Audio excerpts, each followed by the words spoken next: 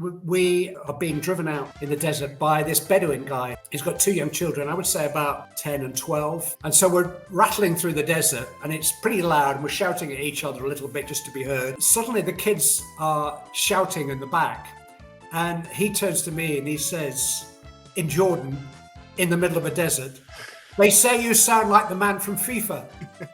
So I turn around to the kids and go, "Hey, it's a very good afternoon from Clive Tyldesley." They go, "Wow, the man from FIFA." I said, "I am the man from FIFA." Wow.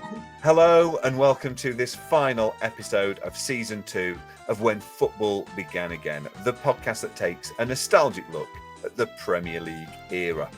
Today's show, as you perhaps already know, is the second of my 2-part conversation with the voice of ITV football for the best part of 2 decades, Clive Tyldesley.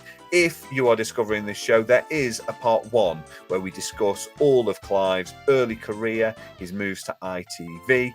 Today's show concludes that chat. We talk about his favourite World Cup experiences. We talk about what it's like to commentate on a game like England versus Iceland, when England are unceremoniously being dumped out of another major tournament, especially when his great friend Roy Hodgson is in the dugout. We talk about his time voicing FIFA and the innovations he brought to that. And we also, at the very end of the show, talk about his commentary charts, this amazing side hustle that he's got, real pieces of art. They're absolutely fantastic and highly, highly recommended to get those, especially with Christmas just around the corner. So without further ado this week, let's just get straight into it. Part 2/glass 2. He did start with 1 glass of wine in last week's episode. He is returning at the beginning of this episode with a fresh glass. Glass 2, Part 2 of Clive Tyldesley. You were at USA 1994 with the BBC and lead commentator with ITV for 2 decades as well, from Euro 2000 onwards. This is a dangerously close to a pick your favourite, so I'm not going to do that, Clive. I give you my assurance there. But out of all of those tournaments you did, are there any that stand out in terms of that experience of kind of being in? South Africa. Definitely South Africa. The South African bid failed like 4 years earlier, and we went to Germany instead. And I've been to Germany, done that a million times. It was actually a really, really good World Cup 06 and very, very well run. And I had a good time there, very good time. But South Africa was just different. South Africa took me, I'm going to say, out of my comfort zone. I can only tell you that Cape Town made such an impact on me that I took my wife there the following February. You've got to see this city. You've got to see this country. I've been, obviously, to several continents covering football, and I suppose in answer to your question, the more exotic the venue, Brazil in 14 and South Korea, Japan 02, they are different from what I'm used to seeing on the kind of Champions League circuit, and particularly when you spend 4 or 5 weeks in the country. And we saw a lot of South Africa. We did games all over, north, south, east, west. I mean, Bloemfontein apartheid wasn't still operational in Bloemfontein, but it felt like it. Up north, up those couple of venues up at the top of the Kruger were just absolutely stunningly beautiful and felt very African. Cape Town isn't very African, really. It's quite a European city in many ways. But we saw a lot of the nation, and it meant so much. The nation was so proud to host the tournament, and it just in terms of eye-opening, South Africa was a really special experience. I've got lots of very, very happy memories, and I've been back to South Africa four times since then. Take the golf sticks and everything, and seen the country as a tourist. Susan, my wife, spent part of her childhood in Zambia, so she's got some African memories which are very dear to her. So going back to Southern Africa together and reliving a little bit of that World Cup. But it was a weird World Cup. Jim Beglin was my co-commentator and fell ill on the eve of the semi-final, really quite ill. He was in a wheelchair. Jim Rosenthal looked after him magnificently. I did the semi-final on my own. We didn't have a co-commentator. So, those sort of personal memories. Andy Townsend I shared an apartment in Sanson, in sort of suburb of Joburg, with Andy, who's really, really close friend. But Jim and Andy are really good friends. And we went and played golf, which is very, very unusual during the tournament. There was rarely any time to do that. But we went and played golf and came back to the apartment, and we turned the TV on, and Andy was a bit of a father figure to poor Gascoigne. And he had like 4 or 5 missed calls from Gaza, which was not unusual. But when we turned Sky News on, which we had in the flat in Southampton, he'd gone to see Raoul Moat, which is not funny really, because it was very difficult it was a very difficult time, particularly for somebody like Andy who knew Paul so well. And Paul clearly wanted to discuss it with Andy, and Andy was losing golf balls with me. So yeah, it's weird the kind of recollections you have and the friendships you build up. You know, your great hero, Glenn, is such a good man. And when you're getting up, and listen, it's a dream job, but during a tournament, you can do 3 games in 4 days. And so you can have 5 a.m. starts in a row. And in a big country like Brazil or South Africa, it's a long way. The way we had a 4-hour flight in Brazil. So if the venues are a long way apart, you're on the road. And, you know, when you're sitting in a traffic jam in Sao Paulo and time's ticking by and you're wondering whether you're going to get a meal before you get to the stadium, you kind of need somebody alongside you that you really like and whose values and whose friendship is really strong and genuine. And Glenn Holt is such a good guy, and we nearly lost him. Yeah. I went to visit him and during his rehab, and we had lots of walks. And it obviously something has happened to Glenn. You know, makes you realise how much you value a friend. And so yeah, there are football people who disappoint when you meet them. Glenn Holt is not one of them. That's a pleasure to hear as a Spurs fan, as you allude to. Certainly for us back at home, that experience of a World Cup, the culture of it, coming through the screen is really important and certainly part of your role, I think, as the commentator. I understand why, to a degree, the ITV commentary team were not in Sydney for the Women's World Cup final. Robin Cowan was. She nearly didn't do it. 2 hours before the game, she wasn't going to do it. She'd lost her voice. But she's a really good commentator, by the way. But it's the Women's World Cup final. England are playing in it. And the commentator shouldn't be in Maidstone, Ken. No, sat in the stadium. Yeah. Perhaps come to that in a short while, I think, as well. Maybe the advantages and disadvantages of advancing technology. In 2004, and you've mentioned 1 or 2 of your close personal friends who do football as well. You asked another personal friend, Dave Jones, who was manager of Wolverhampton Wanderers at the time, if he'd still be manager next week. You have said in your book that was the last time you ever asked a manager that question. Do you mind sharing why? Because it's got worse, not better. Yeah, I mean, journalism is wonderful, and journalism has never been more important in this world than it is in my lifetime. Good journalism has never been more important than it is now, because there is so much fake news out there. There's so much propaganda. There's so many very, very difficult issues to deal with. The future of the fucking planet to begin with. You know, I always try to respect another opinion. I can't respect swinging judgments of people that you've never met. They're almost encouraged in the social media world. I'm not quite sure when this goes to air, but we're talking about 48 hours after Jordan Henderson gave his first interview. I've read some really heavyweight stuff saying he's lying about when he says that he didn't go for money. How do you know? I mean, how can you possibly say, how can you call somebody you barely know and you don't know the circumstances a liar? I mean, I can see the skepticism. I get that. But everything is so definite. I've been on the planet, as I say, 150 years or something now. And all I can say to people who haven't is it's not usually like this. You know, we don't usually have a worldwide pandemic which wipes out millions of innocent people. We don't usually have an awful, brutal war, 2 hours flight from Heathrow in places that I've visited many times playing football. We don't normally have, I'm sorry, a corrupt government like we have at the moment and the USA has had in recent times. We don't normally have the economic problems. We don't normally have the awful dilemmas over, you know, the future of the planet and recognition of people's differences, either racial or sexual orientation or gender, whatever. It is a bit more complicated than it usually is. And yet you're all so fucking sure of your position. Yeah. I mean, there is nothing wrong with the best answer to a lot of questions is, I don't really know, but I am trying to find out. I am asking questions, trying to work it out.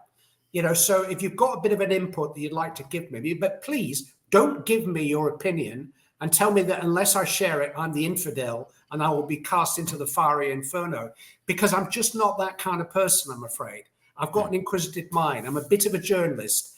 I'd like to try and find out for myself and make my own mind up, if you don't mind. And a lot of people do. So it's a difficult time to be a good communicator. But if you're watching now and you've got an ambition to work in this business, and you're very much in this business too, Carl, because I say comedy is a really important part of getting us to look at ourselves and examine ourselves. And some of the most important social comment is made by comedians, in actual fact. I think you've probably read the book, and I refer to an old sitcom, Till Death Us Do Part, which could never be shown today. Even when I watch it now, and I loved it at the time, it's very 1960s and 70s, but it was irony. It was satire. It was getting us to look at ourselves through this dreadful character who was the main character and ask yourself, are you not a bit like him? Mm. And it's like we can't have that character anymore to be that mirror for us to look at ourselves and ask ourselves whether we're not.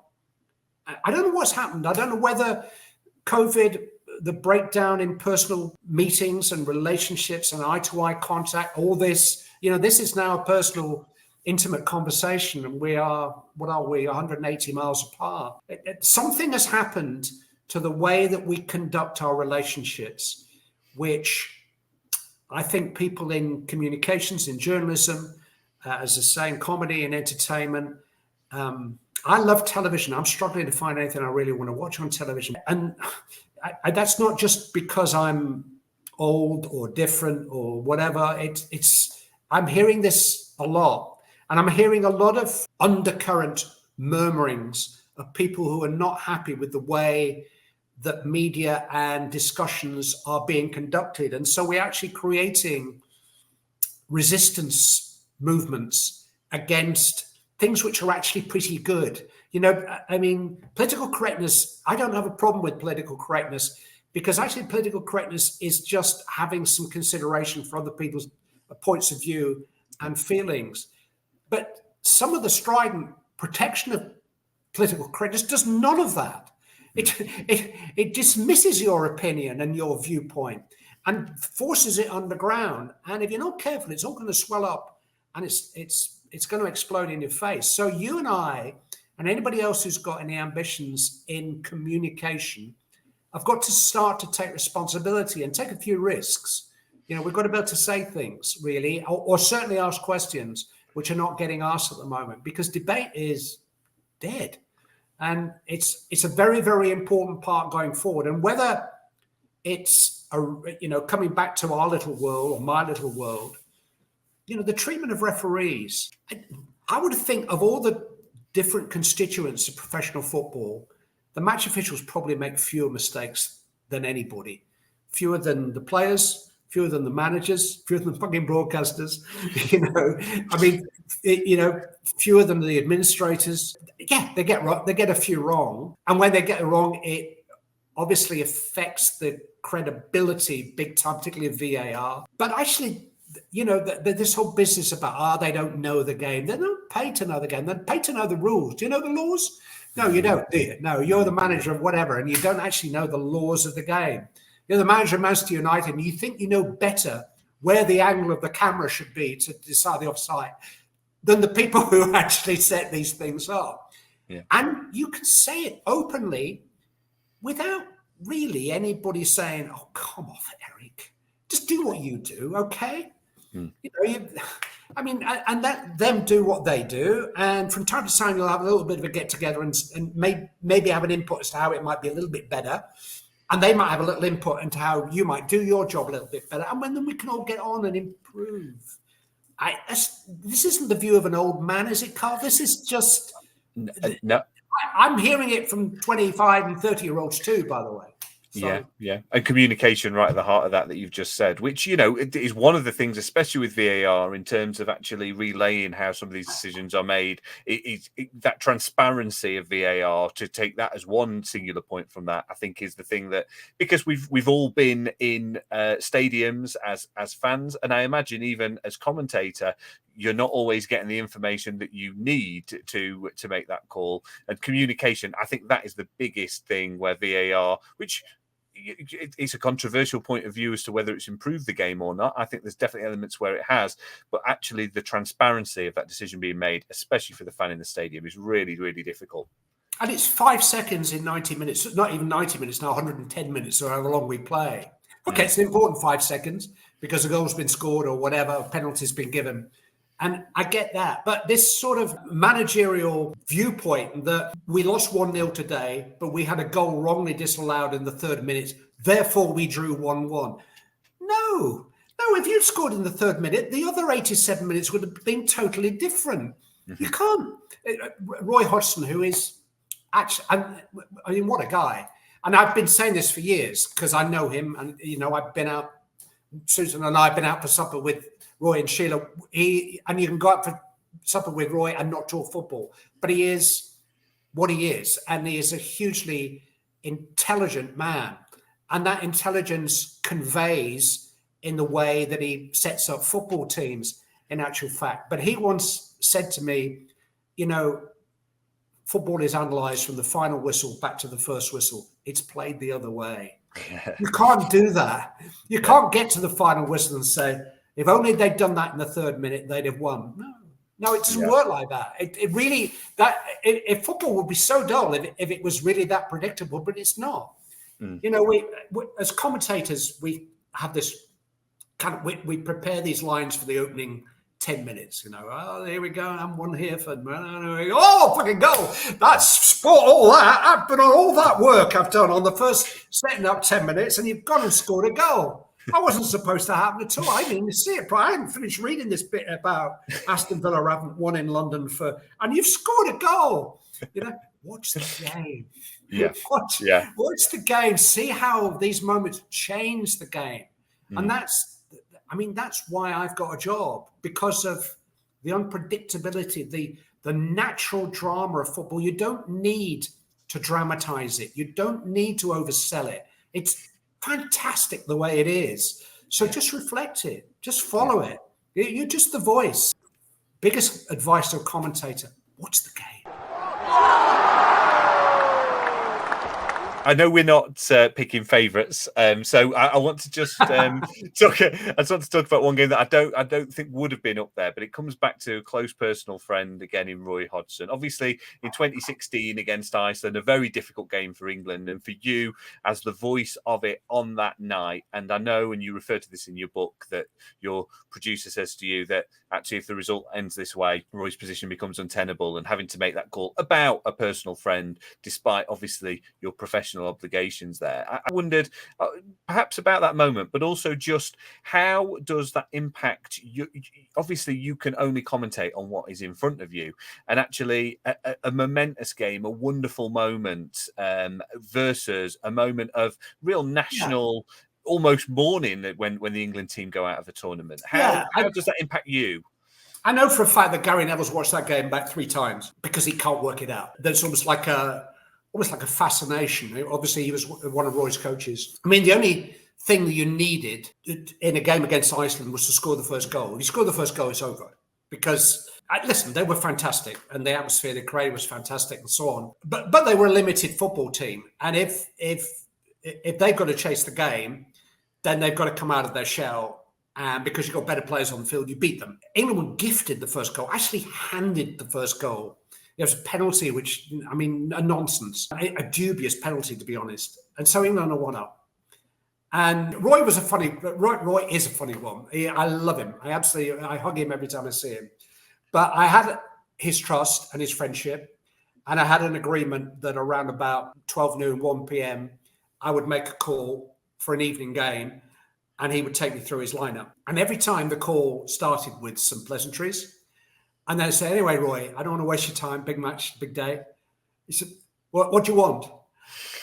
Well, we've agreed, mate. Well, you want me to tell you the team? Yeah. Listen, Roy, it's not a problem if you don't want. Well, no. I mean, you're not going to tell anybody. No, I know. How long have we known each other? And I honestly had to squeeze it out of him, even though we've agreed the call. I had to absolutely reach in between his chest somewhere and pull at his heart before he would actually say, well, okay, then.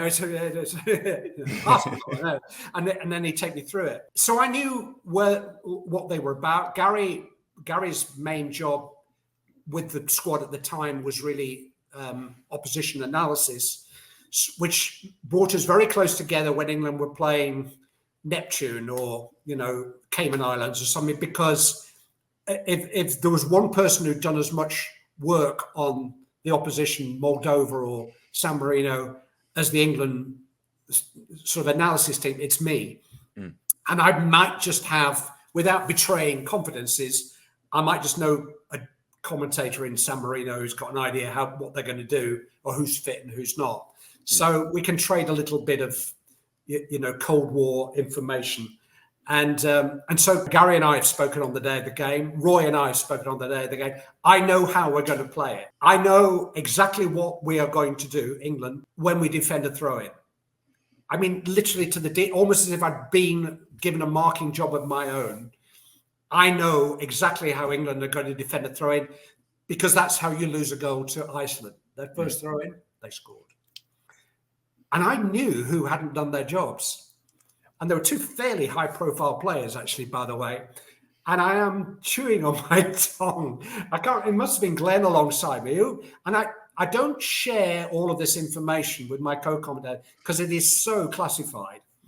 But I now know what the hair that's being torn out on the England bench because two people didn't do their jobs on this throw-in.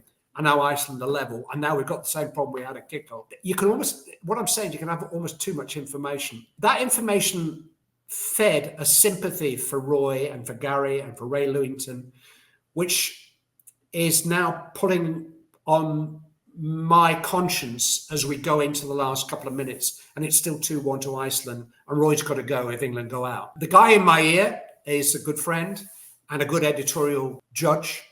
And he knows that I've got this personal friendship with Roy. So he's just reminding me, and that's fine. And I've got a little button I can talk back to him. And I think I did say to him, I did commentate on the 99 Champions League final, remember.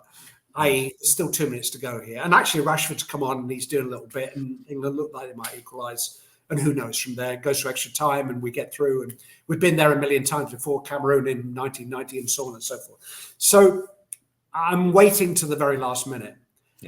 I promise you that I think Roy Hodgson resigned before I said 30 seconds after the final whistle that his position is untenable. I don't think he could get into the press conference quickly enough. He went through that rather strange press conference where he was then being asked to explain why they'd lost the game. And his argument was, well, I've resigned. It's not my job anymore.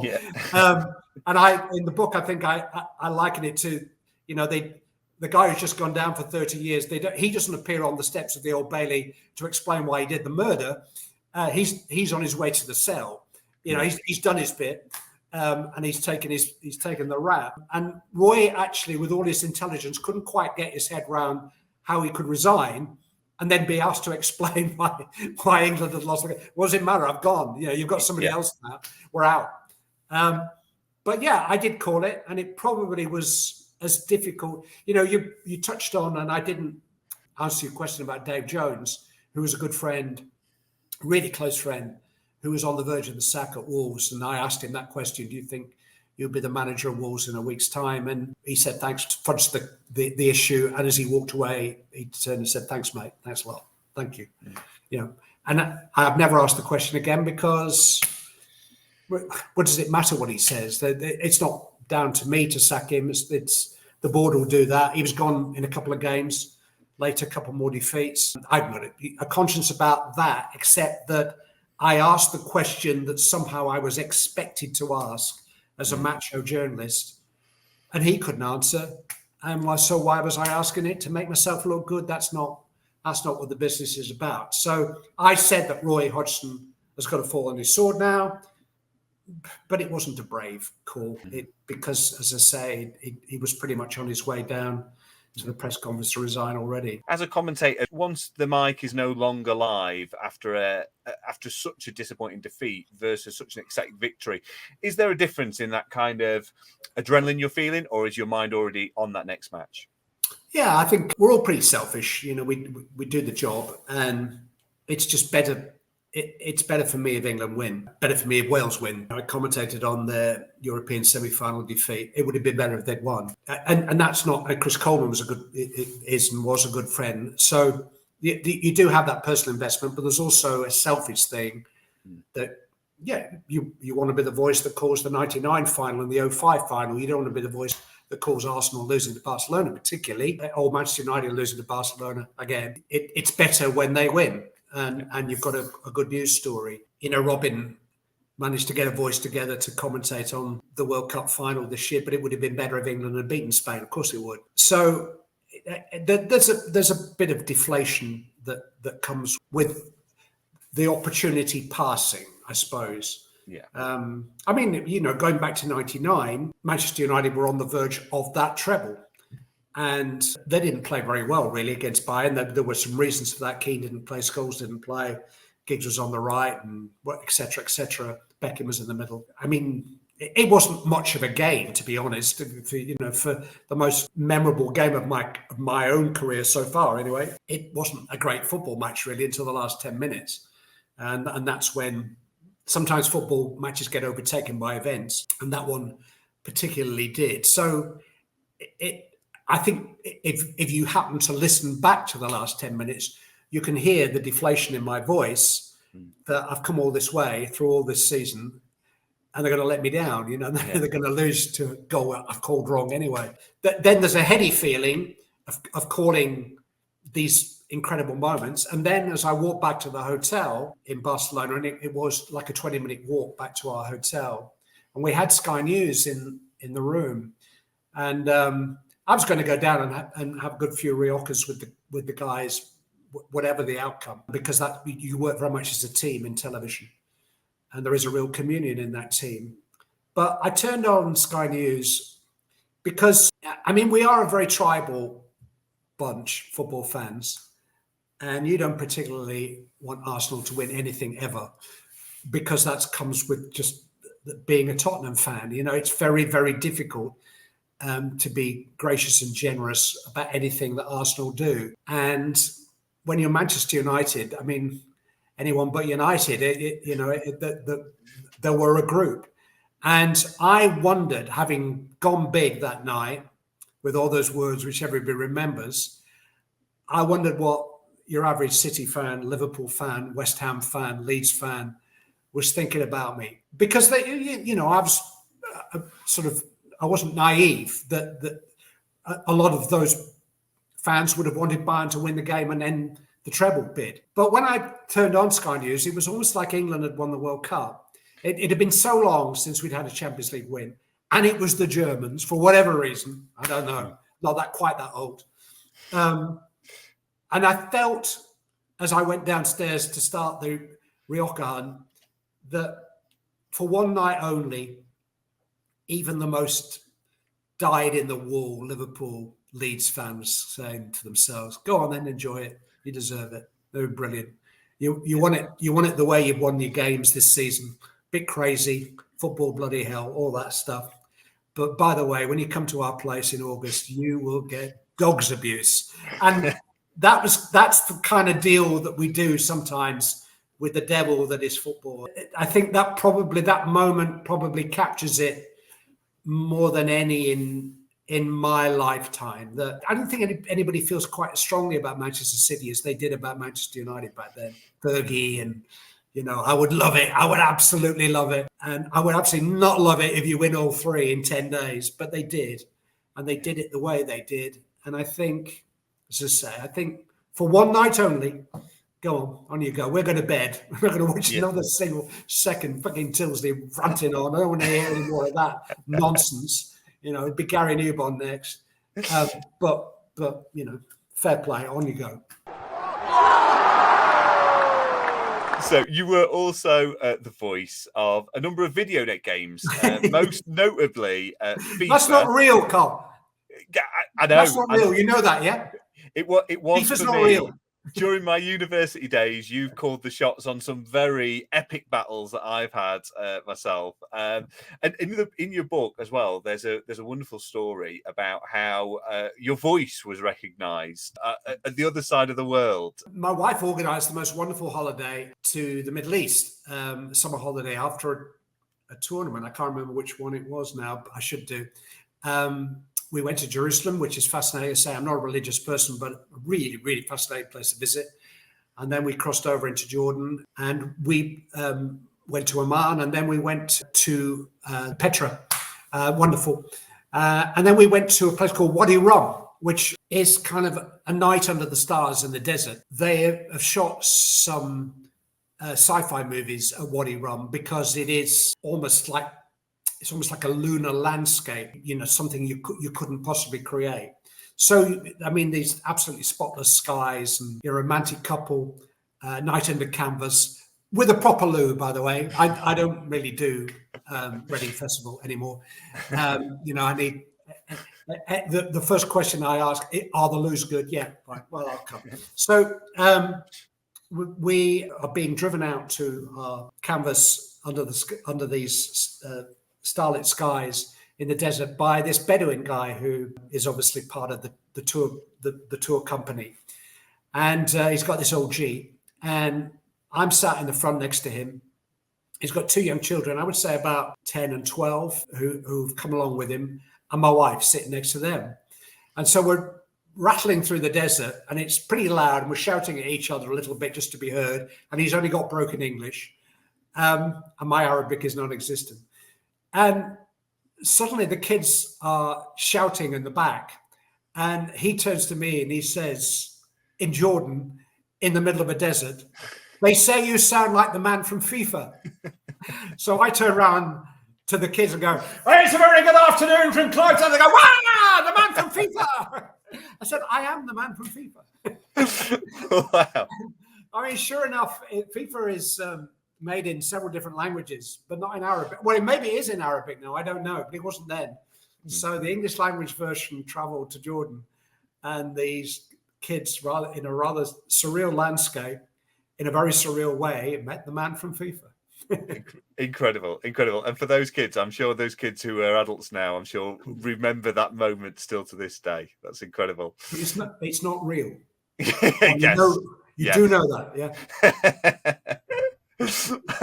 I've still got some of those old ones as well. It was as hard as I worked. It was 5 days recording in a studio in Wardour Street, 8 hours a day. It was at the beginning. I rather did myself out of some recording money, because once they got all the through to, onto, into that worked for every year, they then needed me for 4 days, and then 3 days, and then 2 days. So, but it was a fascinating experience. It's made in Vancouver. I say it is made. It no longer, well, it does exist, but there are now, we now have a parting of the ways in FIFA land.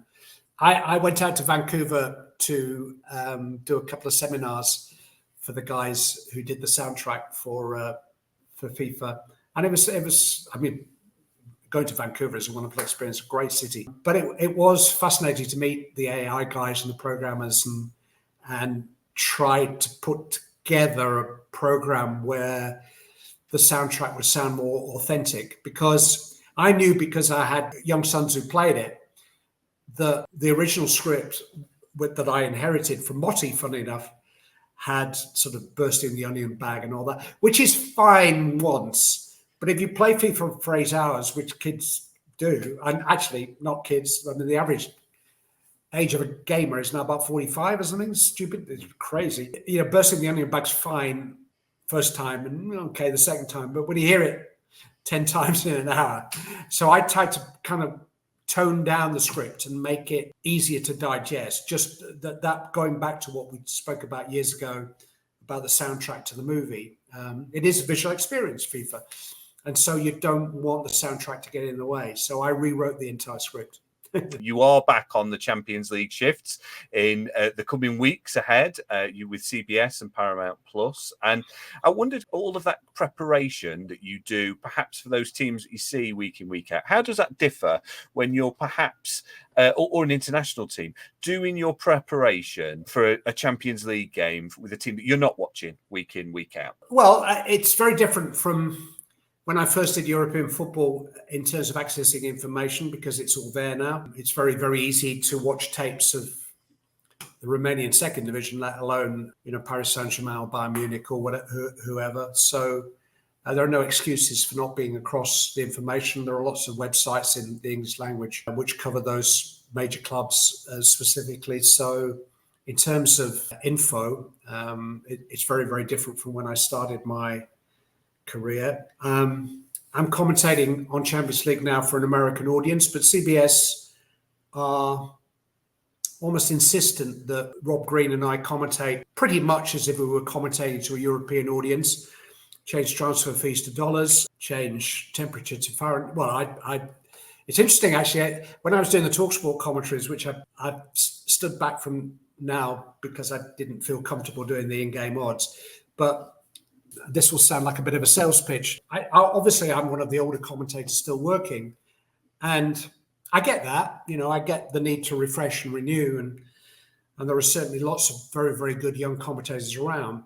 But I was pretty much the only commentator I was aware of who commentated from time to time and referred to meters. And I got a few sort of inquiries about that. And, well, we've got 4 kids between 28 and 32, and they think in terms of meters. So I'm reckoning now that probably half the TalkSport audience, and it was almost like people half my age hadn't worked that out. Yeah, they thought I was being a bit perverse. That's, again, the job, to recognize your audience and commentate. I didn't do everything. 18-yard box and 6-yard box are what they are. They are measured in yards, and that will never change in football. So it's a little bit like, when rugby commentary became the 25 to the 22 and so on. But, you are trying to sort of keep moving it on and understanding what the audience wants from you. But, yeah, I mean, I digress perhaps in terms of my own interest. Champions League in the States is growing. CBS do it really well. They throw everything at it. We've got Micah and Thierry and Cara. We've got Kate Abdo, is absolutely outstanding as a presenter. I mean, she is so good, so good. And she just gets them and keeps them in check. There's a little bit of light entertainment woven into it, but they do proper analysis. And Rob Green's a really, really good co-commentator. I mean, the only downside for me is that, my mum doesn't hear it. I mean, I've lost my profile in terms of UK broadcasting, but Champions League is very dear to me. And the first 2 games I've got this season of Bayern Munich versus Manchester United and Newcastle United versus PSG. I mean, you're looking at some of the, Mbappe's going to play and Kane's going to play and, Bruno Fernandes is going to play and Guimaraes is going to. I mean, these are some of the best footballers in the world, and it is just there is something about it which, even though the fixtures start to recur and we get a little bit used to Champions League group stages, some of the quality and some of the drama and some of the Champions League games we've seen just in the last 5, 6, 7 years, it is quite something. It really is. And that enthusiasm that you've retained from those first Manchester United games, I think, is what's made you such an enduring broadcaster and commentator. I know you have mentioned that you believe that commentators being in terms of that kind of backing track to the moments, but those moments, I think, to us fans mean huge amounts. And I think those words that you utter in those moments, all that preparation that goes into it to actually be in that position to say that thing, will live with us as fans forever. So I think it's a hugely important role, and Clive, you've played a big part in many of our lives as fans. Yeah, prep's easy. You could do the prep. The prep's not a problem. It's all there, and it's very easy to do the research. You just need a little bit of time and then a bit of an editorial mind. how you use the preparation, how you use the information that you glean, be it from Sir Alex Ferguson or Roy Hodgson, or be it from Soccer Base or Transfer Market. It's how you bring that information together to do what Martin Brundle does, to do what Nasser Hussain does, to do what the great analysts of modern sports broadcasting do, but within football. And we can start to gaze a little bit too much at the navel, and start to discuss inverted fullbacks until we fall. It's not really about that, is it? Football goes, it's an interesting conversation to have, but when we start drawing lines and picking apart almost personalities, then I think we're going a little bit too far. Football is played, of course it's played with the head, just as commentary is done with the head. It's a test of concentration, first and foremost. If you're good enough as a footballer, it's a test of your concentration. But then it's played with the heart. That's the difference. The bits of commentary which you'll remember, they come from in there. They don't really come from there. The timing and the rhythm maybe come from a little bit of practice. And it's the same with the players. They practice and practice and practice so that at that moment, you see the great goal scorer relaxes. At the point they're one-on-one with the goalkeeper, they're not tense, they are relaxed. They stroke it into the corner of the net, or they take it round the keeper. And that's, if I can somehow apply some of that to what we do, or try to do, it is to find something in the moment which is just a little bit different from, as Reg used to say, something a little bit better than amazing, incredible, fantastic. What have we just seen here? And you can take 5 or 6 seconds, 7 seconds to wait, because that's okay. It's great if you shout the goal scorer's name as it goes in. That's wonderful. But then if you've done that and you've got the right guy or girl, then you can pause and think, what comes next? And that is what makes, say, not Aguero, it's what he says next. That's what makes that piece of commentary, probably the most famous piece of Premier League commentary of all time. And that brought you back to Premier League nostalgia. Beautifully. Right, I brought it all the way back. How good is that? And I'll do that in return in terms of that preparation, because your commentary charts are literally now a work of art and people can get hold of them. Do you want to tell people just a little bit more about that for anyone who doesn't know? But I mean, these things are... Yes. The research notes that I prepare for football games are really quite sad, but very, very neat in 4 different colours.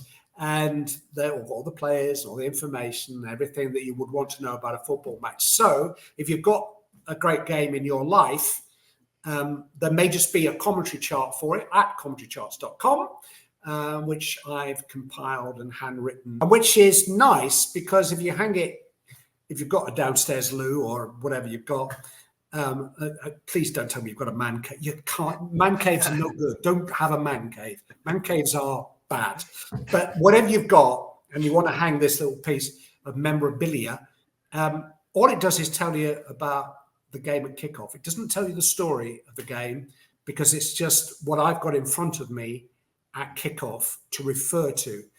You add your own story, your own memories, and that's what football is. That's why I've avoided all of Carl's traditional questions about desert island, which game and which player and which wag I would take to a desert island. I've done none of that tonight because football belongs in those moments. That's what's special about them. They are some of the most vivid memories of our life, which is kind of crazy and kind of disturbing, but kind of wonderful too. 100%. And not for me, Clive, as well. If you've enjoyed this chat, I've thoroughly enjoyed this chat. And can I just say that I had the audiobook version, and if you've been enjoying listening to this, let me tell you, you can enjoy there's 1 or 2 tales that we've touched upon here. There's many more, some fantastic insights into working with Sir Alex Ferguson, with Brian Clough. Available from all good bookstores and audio sellers. I mean, how was that process writing the book? Well, it was during COVID, so as the great Shakespeare would have said, there was fuck all else to do. I did enjoy it. I love writing. I really, it's one of the weird things is I don't read a great deal, but I am totally in awe of great writing. I mean, if I watch, we talked a little bit about football, about comedy dramas a little bit earlier. Let me think of something. Well, The Responder, which I think is a wonderful piece of television, which is written by a guy called Tony Schumacher, who's a big Evertonian, Zams. And I mean, X, which formerly Twitter, in close brackets, is a dreadful thing, really. But you can actually make direct contact with people who you would never normally meet. And Tony and I have made contact through X.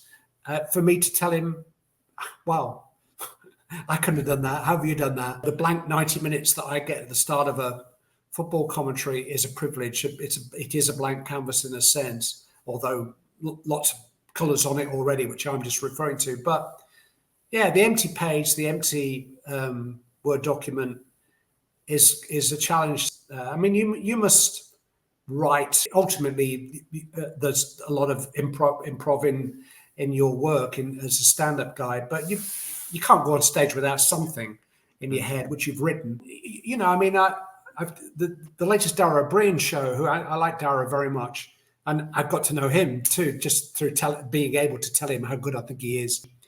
I am just, wow, how good are you? You know, how good is that? It's slightly depressing, I guess. You must watch shows and think, I can't do that.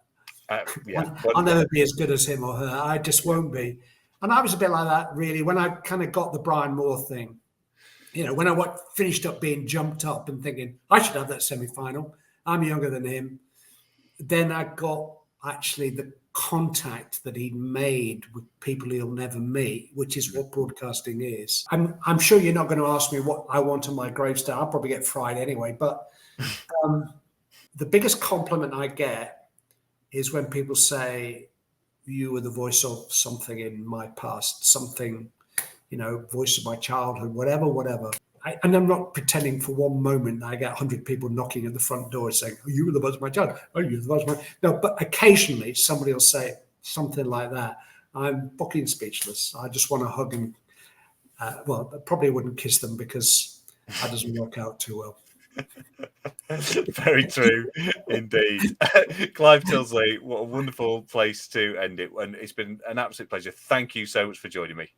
All right. Do good work, Carl. Thank you. Keeping an eye on you now.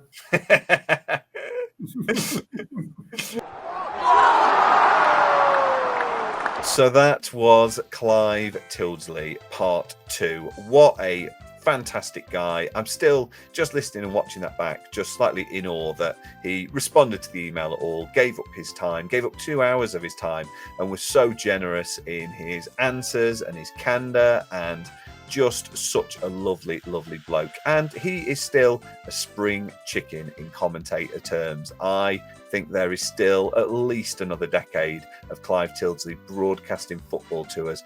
And broadcasting, as he said, I think is the word. He is a broadcaster with huge experience, and I really hope that in the decade ahead he gets that recognition that he deserves. He is one of the most familiar voices of football and a lovely man. And yeah, I just can't believe really that he came on the show. I'm really grateful. So thank you, Clive, and I hope you enjoyed this conversation as much as I did. We've already covered it, that actually Clive's audiobook and his autobiography is out, so a great Christmas present for somebody. I really recommend the audiobook. I listened to that a lot by the pool in France. I'd started listening to it before I'd emailed him, and then started to listen to it quite rapidly over the next few days because I knew that I got the interview coming up with him. And it is basically an extended version of this podcast, him telling those stories. And really, there's 1 or 2 things that he touched upon across these 2 chats that I didn't dig into because we didn't have time to, but those rollickings he got from Sir Alex Ferguson are in there. There are many stories that we just didn't get time to touch upon. I would hugely recommend getting that from Audible.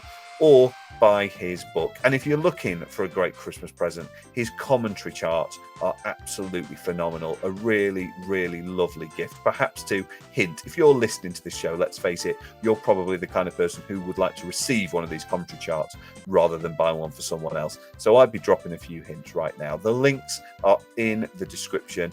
They are absolutely stunning if you haven't seen them. A great Christmas present idea or gift idea for the football nut in your life, especially if there's a match that Clive has covered that really, really means something to them. So that is the end of season 2 of When Football Began Again. And all that's left really for me to say at this point is a huge thank you to everybody who's listened and watched during this season.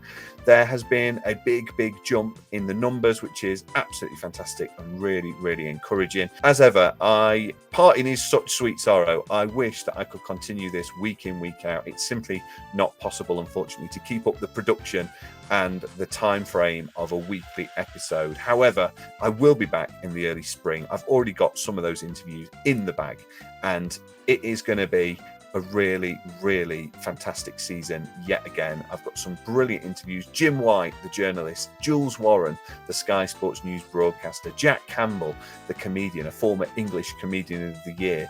They are just 3 of the people that I have on the next season. And I'm also working on a little bit of an international flavour of this show for the summer break over the European Championships as well. So do keep an eye out for that. So please subscribe wherever you get your podcasts. Subscribe on YouTube. Do vice versa. If you listen, go find us on YouTube, and vice versa wherever you get your podcast. If you're watching this, I would love to have you along for the incredible episodes that I've got lined up for season 3. Please leave the show a review if you can. A 5-star review on Apple or on Spotify really, really helps us find new people. And share the show. And all the links that you need to do that are in the description. But that is it for season 2. I may well put a couple of small compilations out from some of the best bits from season 2 as well to go over the Christmas and New Year period. But I'll be back in the early spring with season 3 of When Football Began Again. I hope you'll join me then. So please do subscribe, and I will see you back in the early spring for more Premier League nostalgia. Until then, thank you for watching. Thank you for listening. I'll see you in 2024.